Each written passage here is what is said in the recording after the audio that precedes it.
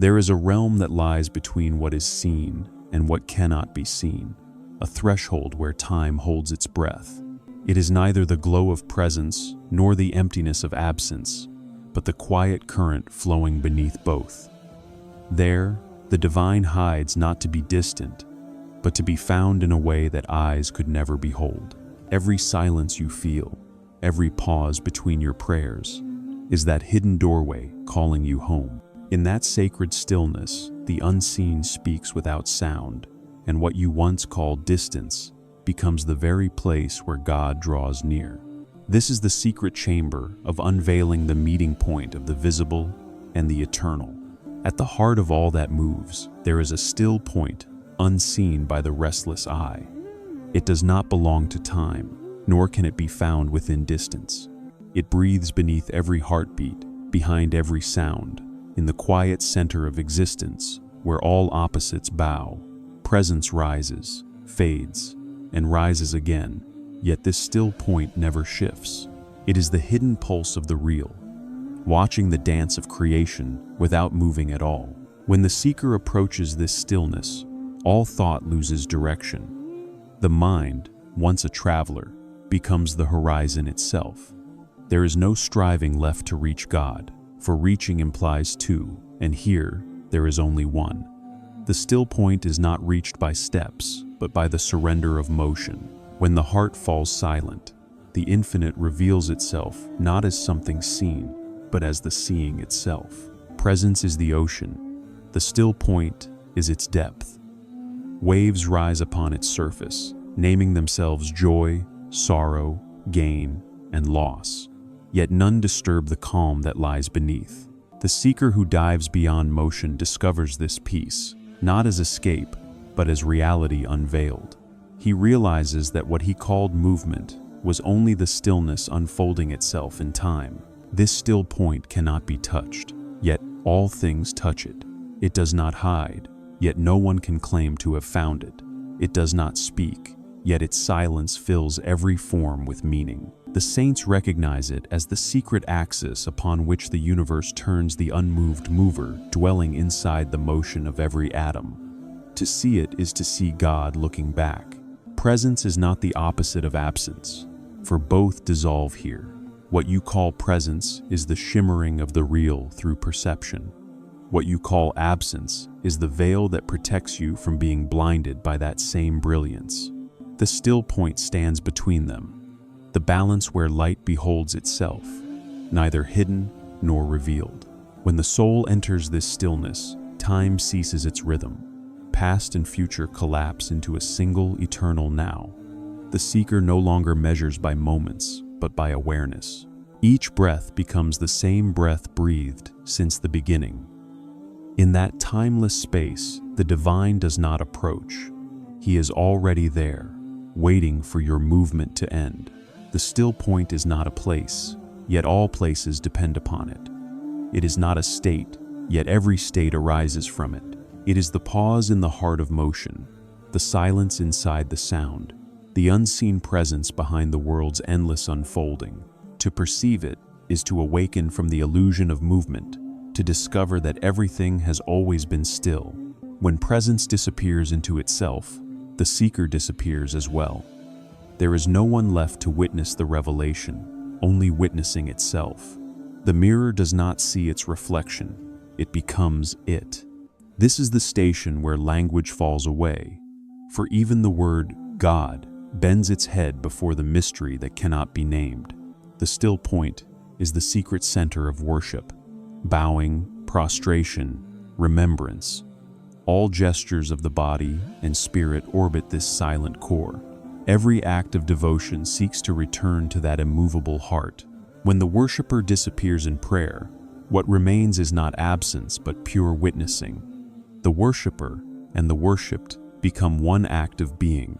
To dwell here is not to withdraw from the world, but to see the world rightly.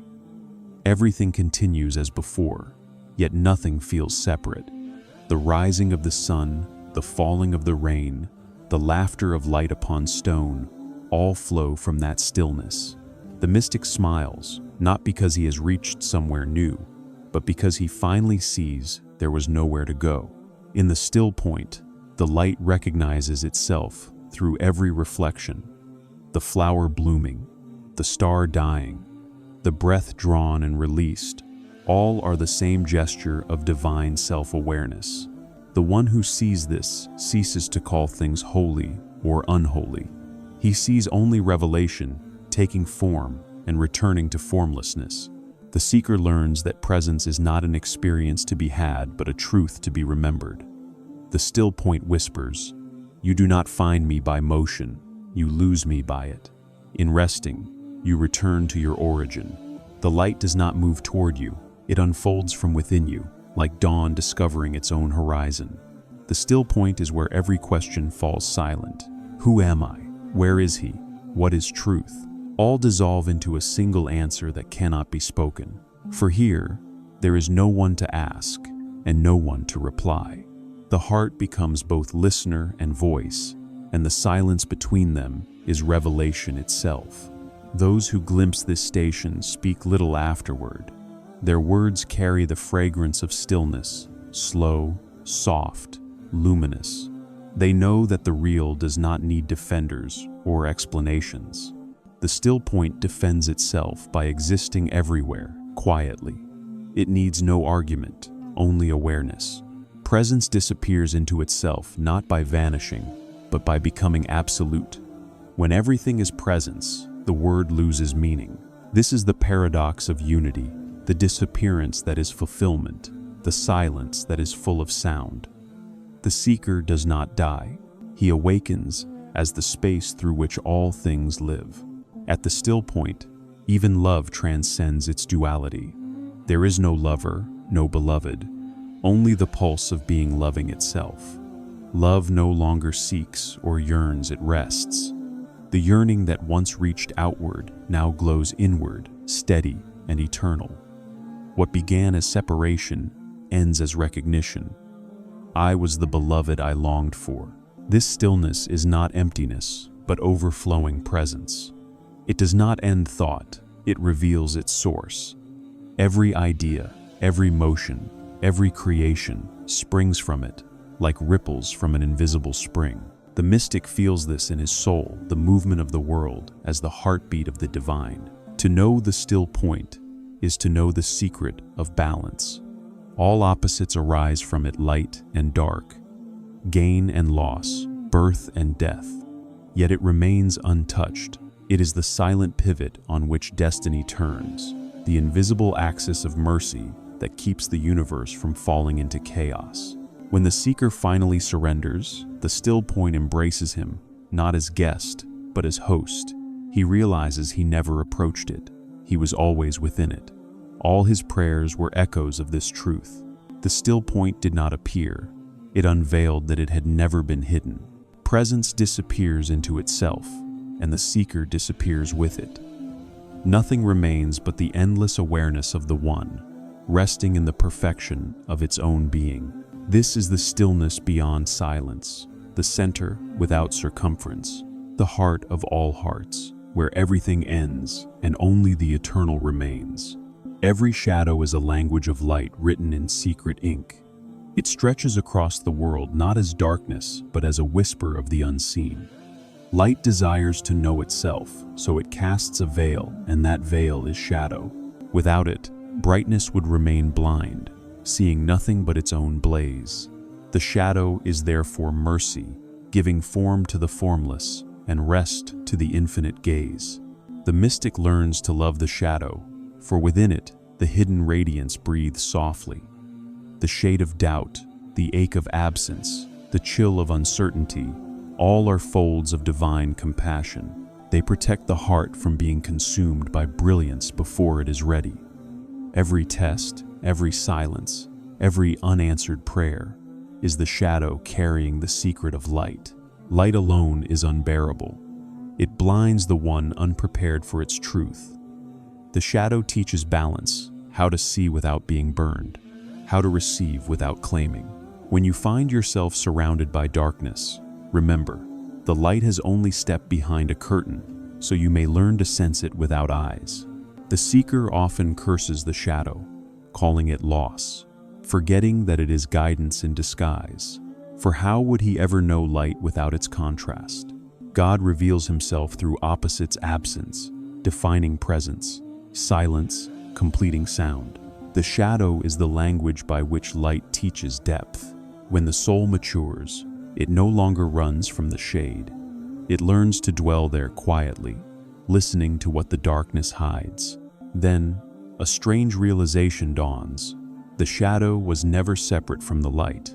It was light folded inward, dreaming of form. The divine hides within shadow, not to conceal, but to deepen perception. What seems like distance is a lesson in nearness. When your heart breaks, when the way closes, when you see no trace of radiance, that is the beloved, wrapping himself in shadow so you can love him beyond sight. Even the night sky is proof of this secret. It appears black, yet every speck within it burns with hidden suns. The stars are not scattered lights, they are openings in the fabric of shadow. Creation is not divided between light and dark. It is one cloth, woven of both brilliance and shade. The saints say the shadow is the tenderness of the absolute. It bends toward the finite so that the finite may survive its meeting with infinity. The shadow softens revelation, like dawn softens the edge of the sun. To live in its coolness is not to be forgotten, but to be prepared for unveiling. In the human heart, light and shadow dance without conflict. Joy glows, sorrow deepens. Both belong to the same radiance. When the seeker sees this, he no longer prays for the light to return. He whispers instead, "Reveal yourself as you will, even if you come dressed in night." The shadow is also the birthplace of faith. Faith is seeing light where the eyes cannot. It is trusting that every darkness conceals a meaning, every silence hides a word, and every fall carries the shape of rising. To walk in shadow is to believe in light before it arrives. In the language of divine love, shadow is humility. The light bows within itself so creation may exist. Without that bowing, nothing could stand apart to witness the glory. So every veil, every limitation, every not yet, is the light's own prostration before its Lord. Shadow and light are lovers, not rivals. They chase and embrace across eternity. Light reveals shadow, shadow defines light. Together they compose the divine symmetry of knowing and not knowing. Ibn Arabi said, "The hidden is the same as the revealed, only clothed differently." When a seeker finally embraces the shadow, revelation changes shape. He no longer calls it darkness, he calls it intimacy. The shadow becomes the soft breath of God against the soul, a closeness too deep for radiance to display. What was once fear becomes nearness beyond words. Every sacred night in your life, every confusion, every unanswered plea was the shadow teaching you to see. You thought you were lost, yet you were being shaped into a mirror capable of reflecting what cannot be seen directly. The shadow was polishing you with patience. The world itself is a shadow cast by divine light. Each mountain, wave, and grain of sand is a dim echo of the infinite brightness. To look at creation rightly is to read shadow as scripture, each contour a verse, each silence a name. The earth is not dark, it is the light speaking softly through density. The shadow reveals the humility of God, for the infinite chose to veil himself in matter, in limitation, in time, so that love could be experienced as journey. Without shadow, there would be no story, no discovery, no awe. The concealment itself is the greatest gift of presence. When light finally recognizes its own shadow, unity returns. The seeker understands that illumination was never about erasing darkness, but about seeing its divine purpose. The shadow is not absence, it is relationship. It is where the one becomes visible as two, only to remember itself again. The mystic does not banish the shadow. He lives within its rhythm. He sees how every dusk carries the promise of dawn, and how dawn always bows again into night. He knows that the cycle is not failure, but worship the ceaseless turning of light around its own center. The shadow disappears not by dying, but by revealing what it truly was, the outline of light meeting form. The seeker looks back and sees that every step through darkness was a step through God's mercy. Every shadow was a doorway, and behind each doorway, only the light remained. And when all opposites fade, when light and shadow embrace, only radiance remains silent, infinite, aware. The secret carried by shadow is fulfilled. It was never darkness at all, only the divine folding itself into tenderness, so that you might find him in every shade of being. Between two heartbeats lies a silence deeper than sound, a pause so brief that the world passes over it unseen. Yet within that pause, the infinite dwells. God hides there, not out of distance, but out of nearness too vast to hold. Each beat calls, "I exist," and the silence between replies, "It is I who give you breath." In that fragile gap between pulses, the eternal and the temporal meet like lovers who never part. The seeker listens to his heartbeat and believes life comes from rhythm, but the wise know life is born from the space between. It is there that the unseen speaks in stillness, writing existence upon the scroll of flesh. You cannot hear it with the ear, but your soul trembles at its presence. Every throb is a veil. Every stillness is revelation. God hides not in the loudness of miracles, but in the quiet of ordinary life. Between two breaths, between two thoughts, between two beats, he rests, unseen, waiting for the heart to notice. He veils himself with simplicity so that only love can find him. The noise of the world is too thick for such a subtle presence. Only stillness is wide enough to hold him. The space between heartbeats is not emptiness. It is the dwelling of awareness itself. When the seeker enters it, time dissolves. There is no before or after, no coming or going, only pure being, infinite and awake. It is there that the self disappears and the real breathes through you. The pause is not lifeless. It is the moment when life touches eternity. Every heart was designed as a temple for this meeting. The pulse is its call to prayer. The silence, its mihrab. When you listen deeply enough, you begin to hear a sacred rhythm, the sound of the divine remembering himself through your existence. Each heartbeat says, "You." Each stillness replies, "I." The mystics say that when the heart is purified, its rhythm slows until the spaces widen. Within those spaces, light enters. Awareness deepens, and the seeker realizes he has never moved at all. The same presence that watches the heartbeat is the one that gives it. The rhythm is a reminder that even movement is born from stillness. In that sacred space, fear loses meaning. How can there be fear where there is no distance? The one who learns to rest within the gap understands that death itself is only a longer pause, not an ending, but a return to the silence that gave birth to life. The body stops, but the light remains, pulsing beyond measure. You do not find God by holding your breath. You find him by becoming aware of what breath rests upon. That still, unbroken awareness is his throne within you. The heart beats, thoughts rise, emotions swirl, yet beneath it all, something unmoving listens. That listener is not you. It is him looking through you. The space between two heartbeats is the doorway to presence.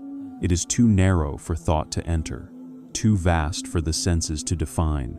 When you slip into it, even for a moment, you feel the world dissolve into a single pulse of consciousness. This is where prayer begins before words and ends after silence. To those who live without awareness, the heartbeat is mere biology. To the awakened, it is remembrance. The blood moves, but what moves it is unseen. The rhythm is sacred poetry written in flesh, each beat a verse, each pause the rhythm of divine speech. Life itself is dhikr, repeating his name without sound. When sorrow comes, the heart beats heavier. When peace returns, it softens. Yet in both, the same silence remains between them. This is God's constancy within change. the hidden thread running through joy and grief alike. To dwell there is to see that nothing truly leaves or arrives. It all arises from one timeless pulse. The seeker may study 1,000 books, but one moment of hearing this silence teaches what words never can. In that pause, all philosophies bow. The intellect cannot cross this threshold. It stops at the edge, humbled by a knowing that does not think.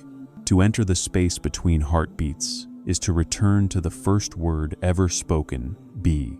Every heartbeat is a veil that opens and closes. Presence comes, then hides, so the soul may learn to love both revelation and concealment. In the opening, you feel his nearness. In the pause, his vastness. Together, they form the divine rhythm of intimacy, approach, and withdrawal, union, and mystery. Sometimes, the space between beats widens unexpectedly, a long pause that feels eternal. The mystics call this the breath of the unseen. It is as though time itself sighs. In those moments, awareness expands beyond the body, and you sense that life was never yours to begin with. You are not breathing, you are being breathed. The pause teaches surrender. You cannot force the next heartbeat, you can only receive it. Each beat is a gift that arrives unannounced, proving again that control is illusion. Between the beats lies your true state trust. To live in that trust is to live in harmony with the pulse of the real. In the space between beats, love is born. It does not rush, it simply is.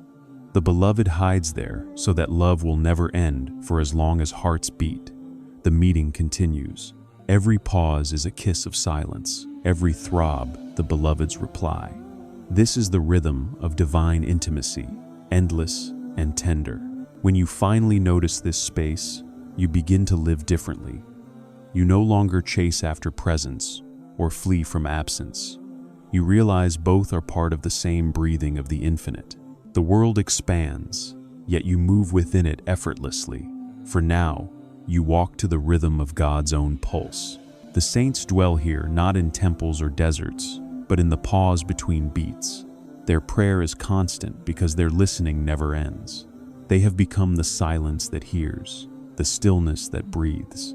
Through them, the world feels the echo of its source. And when the final heartbeat comes, nothing truly ends. The silence that follows is not death, but return. You do not fall into darkness. You fall back into the same still space that has always held you. The last beat is simply the door closing softly behind the traveler coming home. In that eternal pause, presence and absence embrace. The rhythm of creation fades, and only the unbroken awareness remains. God hides there, not beyond reach, but closer than the next breath, nearer than your own heartbeat. To enter that silence is to hear what has always been speaking, the infinite saying, I am. All sound is born from silence and returns to it. Every word, every cry, every song rises from that still ocean and falls back into its depth. The mystic listens not to the noise of creation, but to what lives beneath it, the echo that remains when all voices fade. This is not the absence of sound, but the presence of meaning too subtle to be heard. In this silence, existence whispers its origin to those who have learned to listen with the heart. The echo of existence is not carried by air, but by awareness. It does not vibrate in the ear, it trembles in the soul.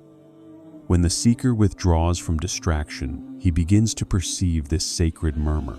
It is the sound of being recognizing itself through form. What we call silence is not emptiness, but the speech of the infinite, stripped of letters. The world seems full of sound, wind, speech, thunder, prayer, yet all of it is a veil drawn across a deeper quiet. The mystic learns that these sounds are shadows of silence, not its opposite. They reveal its rhythm by contrast, like ripples revealing the water they disturb. Every utterance is the silence trying to express what cannot be said. The saints say that silence is the first language of God. Before creation, there was no voice, only awareness echoing within itself. When God said times, be, asterisk, the silence did not break, it expanded. That echo still moves through everything that exists. To hear it is to remember the moment before time began, when existence was only the breath of the unseen. The seeker must unlearn his hearing. He must listen not to the words, but to the space around them. In the pauses of speech, in the stillness after sound, the divine speaks without voice. Every silence carries the echo of the first command times be. Asterisk, to dwell in that stillness is to be spoken into being again, consciously, by the eternal. The echo of existence cannot be forced. It reveals itself only when you stop searching for sound. The heart must become an empty chamber, clear enough for the subtlest resonance to pass through. When all inner noise settles, a faint vibration appears, not sound, not silence, but awareness, humming in its own depth. This is the music of being. Silence is not the death of sound, but its completion. It is the background against which every tone gains meaning. Remove it, and even beauty becomes noise. The same is true of life. Without stillness, experience loses its sacredness. The silence that underlies existence gives it shape, the way air gives shape to a flame. In the company of silence, all things reveal their true names. The leaf falling, the river moving, the stars trembling, each utters a wordless remembrance. You do not hear it with your ears, but with your essence. The universe is a conversation between God and Himself, and silence is the listener that keeps it holy. When the heart enters deep quiet, it discovers that silence has texture, soft, infinite, alive. It is not an empty void, but a field of awareness in which all sounds are born and die. The mystic feels the echo there, pulsing like light in water.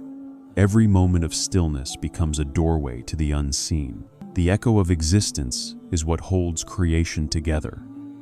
Without it, sound would scatter, words would lose meaning, and hearts would forget remembrance.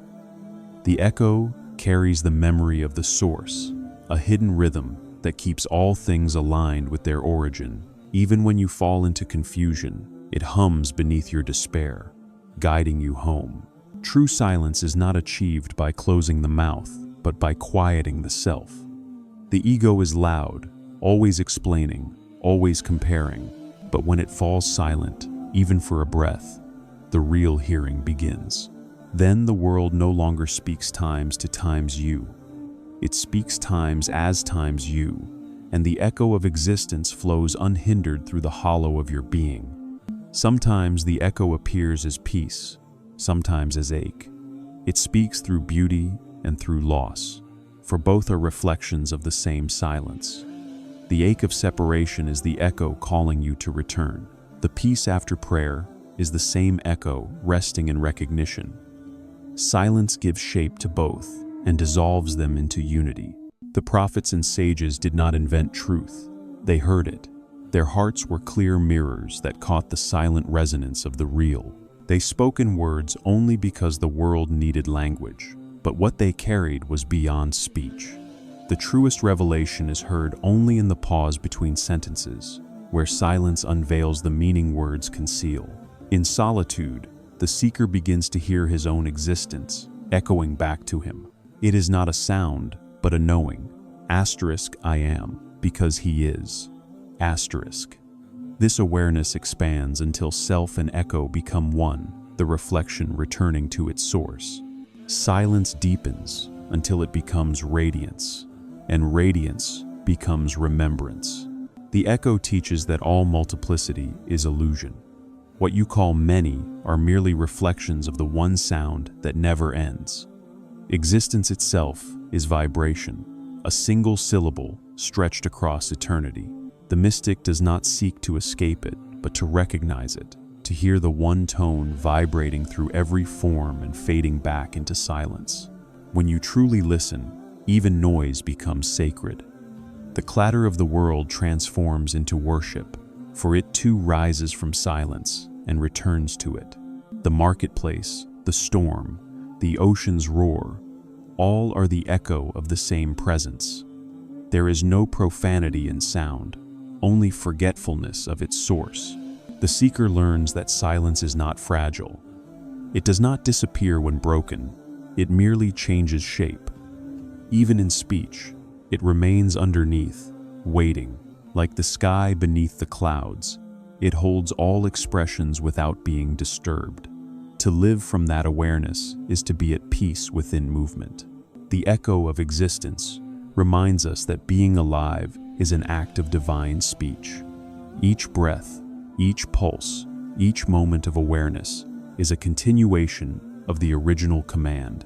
To listen deeply is to participate in creation itself. The mystic no longer prays for words.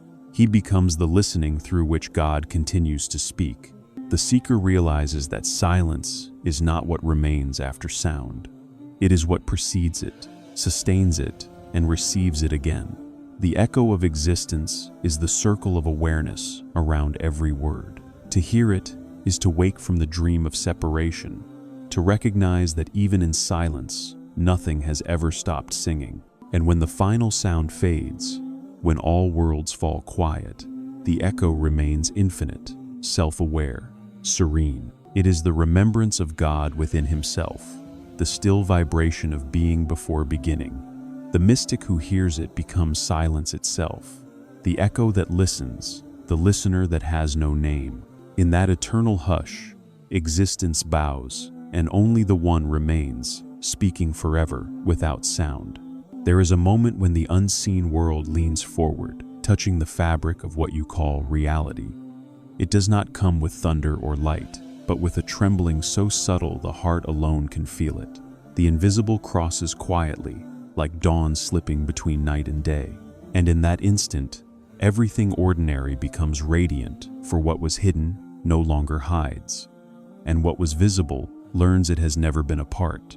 The threshold between worlds is not found in space, but in awareness. It opens whenever perception softens, whenever the veil of certainty thins. The mystic does not move from the visible to the unseen. He allows both to meet within him.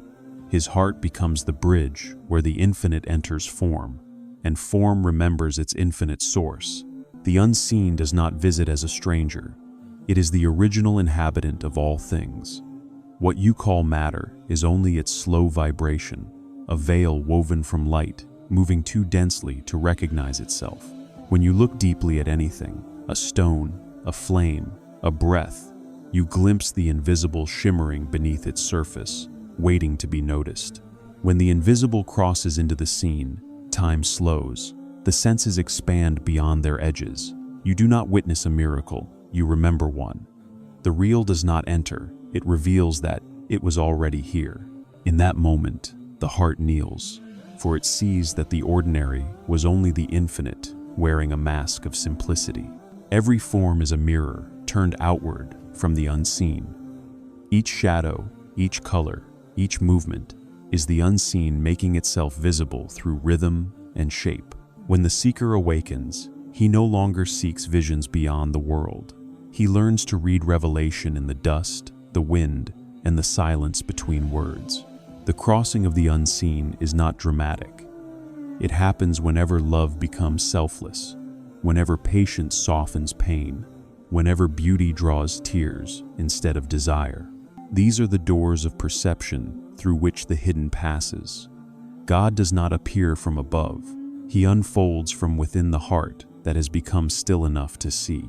Sometimes, the invisible enters through absence, a loss, a silence, a failure. The world feels emptier, but only because its walls have grown transparent. In sorrow, the veil thins more easily than in joy. Grief cracks the shell of the visible, and light seeps through. What you thought was an ending becomes a revelation in disguise. When prayer becomes listening, instead of asking, the threshold opens. You stop reaching outward and begin to receive inwardly. The unseen speaks not in new language, but in recognition, a remembering that feels older than breath. In that communion, there is no message and no messenger, only the merging of silence with meaning. The mystic knows that the unseen does not arrive from a distance. It is already woven through every atom, hiding as nearness itself. What separates you from it is not space, but perception. When awareness deepens, the invisible no longer crosses. It simply shines through what was never opaque. Creation itself is that crossing the invisible, becoming visible again and again. Every birth, every dawn, every thought is the unseen stepping forward to taste existence.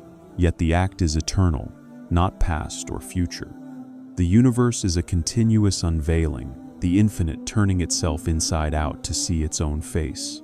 The unseen crosses the threshold each time you forgive, for forgiveness belongs not to the self, but to the real, expressing mercy through you. In that moment, something vast and formless enters the narrow corridor of the human heart. The one who forgives disappears, and only grace remains. When the invisible reveals itself, the world does not vanish, it deepens. The surface becomes transparent, showing the pulse beneath. What once seemed solid now breathes. The mystic no longer walks through objects, but through layers of presence, each one whispering, "I am He, I am He." Sometimes, the crossing comes as light, a sudden clarity, a peace that silences thought. Sometimes, it comes as darkness, a withdrawal meant to draw you nearer. Both are the same act of unveiling.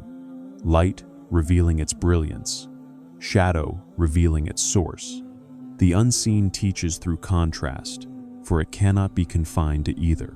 The heart is the gate through which the invisible enters. When it is open, even the smallest moment becomes sacred.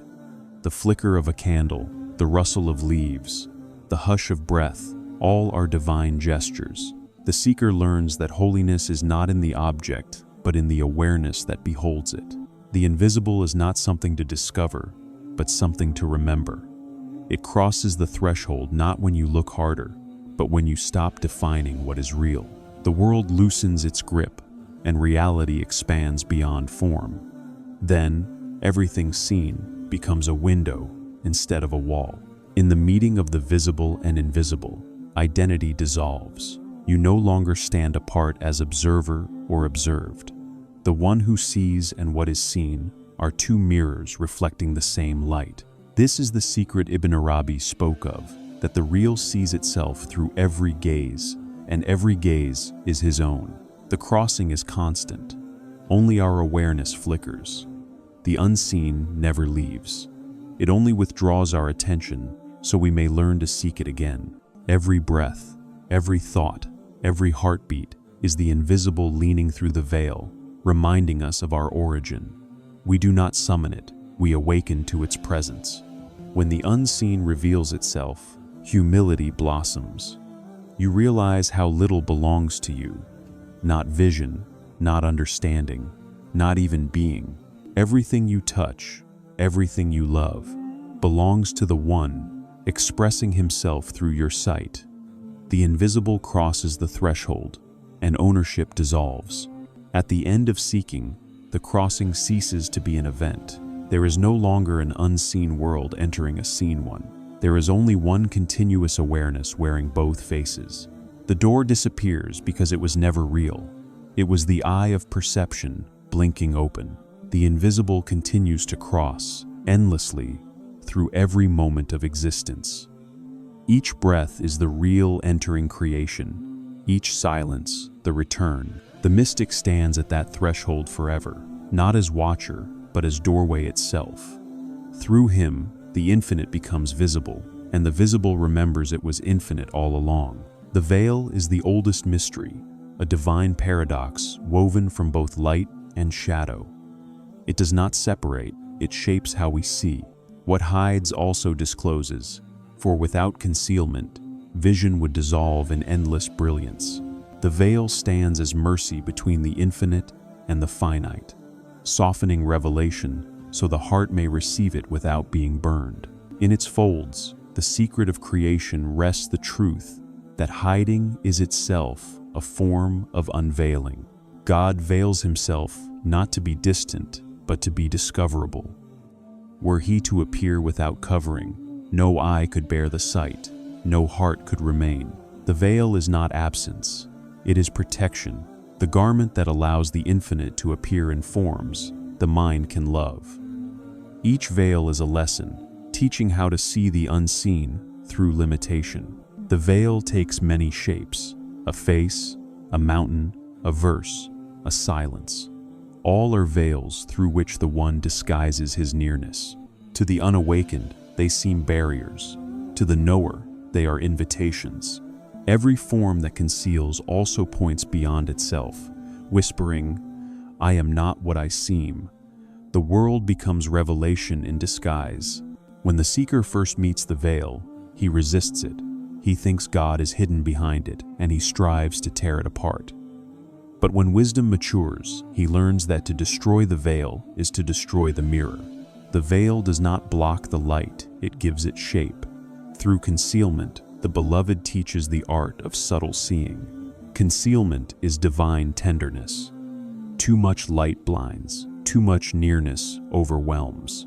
So the beloved wraps himself in shadow and form, in time and distance, so that love may grow gradually.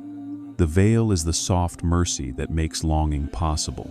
Without it, there would be no journey, no yearning, no discovery, only unbearable unity. The heart's vision is trained through veiling. Each time the divine hides, perception deepens. Absence refines love, and love refines seeing. What seems like distance is the polishing of the mirror, preparing it for the next unveiling. Thus, the veil does not end the journey, it sustains it. In every concealment, something speaks. Silence is the language of the veil. When words fail, when signs fade, when meaning dissolves, the real is speaking most clearly. The unseen is not gone. It has changed its form to test your hearing. The veil is the teacher of trust. The saints say that every veil has two sides, one facing the world, one facing the divine. To us it conceals, to God it reveals, for he sees himself through every covering. The very forms that hide him from us are the means by which he contemplates his own beauty. The veil is not between us and him, it is between him and himself. The seeker who understands this begins to love the veil. He no longer begs for its removal, but asks for eyes that can see through it. In this seeing, the veil becomes transparent, shimmering like heat on the horizon, present yet unreal. It conceals by revealing that concealment itself is divine play. The veil humbles knowledge. It reminds the scholar that the mind cannot grasp what transcends thought. Even revelation is veiled in language, for truth cannot fit within words. The Quran itself is a veil of light, revealing through rhythm, concealing through mystery. The veil protects meaning from those who would claim to own it. Every heart wears its own veil. Some are woven from fear, others from pride, others from love misunderstood. Yet each is an opportunity for unveiling. The divine hides within our weaknesses, waiting to be seen through them. What we call imperfection is often the most luminous veil of all. The veil is dynamic, it moves with perception. What you call hidden today may be clear tomorrow, and what seems clear may again be veiled. This ebb and flow is not confusion, but the rhythm of divine intimacy. The beloved veils himself anew each moment, so the lover may never tire of seeking. Without the veil, the mystery would die. Love thrives on glimpses, not on possession. The heart needs the dance between sight and secrecy. The veil keeps longing alive, turning knowledge into worship.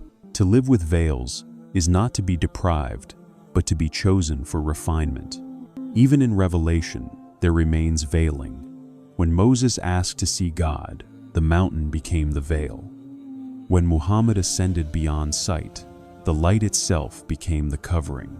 Every unveiling is veiled anew, so the journey may continue inward. God reveals himself by degrees, each concealment a doorway into deeper knowing. The mystic learns to read the veil like scripture. Every sorrow hides compassion. Every confusion hides guidance. The veil teaches the eye to look beyond appearances, to recognize the hand of the hidden working within form. When you learn this, every moment becomes a verse of revelation. The veil does not lie. It teaches through disguise. It says, "See me, but not only me." It reminds the heart that vision must bow before mystery. The seeker who honors the veil walks in humility, knowing that truth must sometimes remain unsaid to remain alive. When the veil thickens, do not despair. Darkness often precedes deeper light. The night sky conceals the sun only to reveal the stars. So too, when the heart feels forsaken, the divine is nearer than before, veiled not by absence, but by intimacy too vast for feeling. The veil itself becomes radiant. The seeker sees that there was never separation, only stages of perception. The veil reveals by concealing, because it is made of the same light it hides. The hidden and the revealed are one garment woven of divine self-awareness. The final secret of the veil is that it never truly existed. It was the lens through which the infinite taught the finite how to see. When the heart perceives this, it ceases to ask for unveiling, for what is there to unveil when every veil is the face of God in another form? And when all veils dissolve, what remains is not exposure, but clarity. The beloved stands unveiled, yet nothing has changed. The world is still here, shining with the same coverings. But now, the seeker sees every veil is revelation, every concealment is nearness, and the hidden has been visible all along. Love begins in presence, but matures in absence. When the beloved withdraws his nearness, it is not rejection, but refinement. The absence of warmth is the fire that purifies longing. In that still ache, the lover learns to love not the sight of the beloved, but his being. What is unseen becomes more real than what eyes can hold. Absence teaches what nearness cannot, how to love without needing to touch. The mystic discovers that absence is not emptiness. It is the silence where love becomes pure. Presence comforts, but absence transforms. The one who endures the space between appearances learns that love is not sustained by sight, but by remembrance. The heart becomes the meeting place where what is gone speaks more clearly than what remains. Every separation is a hidden conversation. The beloved withdraws so the lover may find him within. Words fall silent, yet communication deepens, not through sound, but through longing itself. Absence is the secret language of love, where desire translates into awareness. What you miss most fiercely becomes the very proof that he still dwells within you. When the heart is full of presence, love glows. When it is emptied, love burns. Both are necessary. The glow gives peace, the burn gives wisdom. Absence strips love of comfort so that only essence remains. What survives that burning is no longer emotion. It is pure being, radiant without form. The unseen is the true homeland of love. The beloved hides not to punish, but to awaken the eyes that can see without seeing. The lover cries into emptiness until he realizes the cry itself is answered by the very silence he feared. In that echo, he learns that absence is not the end of love, but its deepening. Every distance imposed by the divine is a call to remember. When the sweetness of presence fades, memory takes its throne. Remembrance becomes the bridge between what was and what always is. The name of the beloved becomes a pulse that sustains the heart in the desert of longing. The mystic walks through absence as through sacred night. He trusts that the stars of remembrance will guide him even when the sun of revelation is hidden. In this night, the soul learns the secret art of seeing in the dark, not with eyes, but with faith that glows from within. When God veils himself, he invites intimacy. For love that depends on appearance is fragile, but love that thrives in absence is eternal. The true lover no longer asks for visions or signs. His devotion deepens in silence, where every breath repeats the unspoken prayer. Asterisk, I am yours, even when you are unseen. Asterisk, absence is the test of sincerity. Anyone can praise the beloved in light, but only the true lover bows in the dark. In that unseen space, devotion becomes real. Stripped of reward and recognition, the lover continues, not because he is answered, but because love itself is the answer. The pain of separation is not a wound, but a doorway. Each ache opens a new chamber of understanding. The heart expands to hold both loss and gratitude. Through that tension, love becomes vast, able to contain both the joy of presence and the longing of absence without breaking. When absence deepens, the lover begins to see signs everywhere. A scent, a shadow, a silence all speak his name. The world becomes a message written in invisible ink. What was once emptiness now overflows with meaning. The heart reads what the eyes cannot. Absence refines perception until even stillness becomes eloquent. The wind that carries no sound, the night that reveals no image, the prayer that receives no reply, all speak of the same presence concealed beneath quietness. The lover learns to listen with patience, for silence has its own grammar. The saints teach that absence is the beloved's most delicate gift. It strips away illusions of control and ownership. You cannot hold what is infinite, you can only surrender to it. The heart, emptied of certainty, becomes receptive to the real. In losing form, love gains truth. In absence, the lover meets his own reflection. He realizes that the separation he mourned was only internal. The beloved was never gone, only the eyes were closed. When the heart awakens, even distance dissolves. For love was never divided, only hidden behind perception. The longing born of absence is the highest remembrance. Each sigh becomes a form of worship, each tear an offering. The one who aches without despair has entered the secret of divine companionship. For longing itself is the pulse of the beloved moving through creation. When love matures, absence no longer wounds, it blesses. The lover learns to find peace in the unfulfilled, beauty in the unspoken. He recognizes that presence and absence are two petals of the same rose, each fragrant with remembrance. The beloved hides only to reveal through yearning. The unseen is the purest presence. When you can no longer see him, it is because he has entered you so completely that no distinction remains. The absence outside becomes presence within. Love ceases to look and begins to be. The seeker disappears into the sought. Absence is the final teacher. It strips even longing of self, leaving only awareness. The lover no longer says, I miss you, for who remains to miss when the beloved fills all things? The silence between hearts becomes unity, and unity becomes silence. The mystic who understands absence speaks softly. He knows that silence is not void, but communion too deep for sound. His tears are luminous, his words few, for he has learned that every distance, every darkness, every pause in divine nearness is the beloved speaking in another tongue. And when absence has taught its final lesson, it becomes presence again, not as sight, but as being. Love no longer depends on touch or vision, for it has transcended both. The lover and the beloved breathe as one. Absence was never loss. It was love unfolding into its purest form. God loving himself through the silence of your heart. Love no longer asks to see it, only longs to be. What was once called absence becomes the beloved's most intimate touch, a silence more eloquent than 1,000 revelations. The seeker realizes that every distance was only a mirror through which love taught him to gaze inward.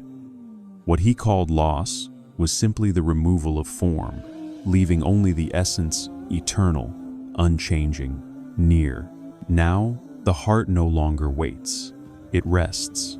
The unseen becomes the pulse of every moment, and love, freed from sight and sound, flows quietly as being itself.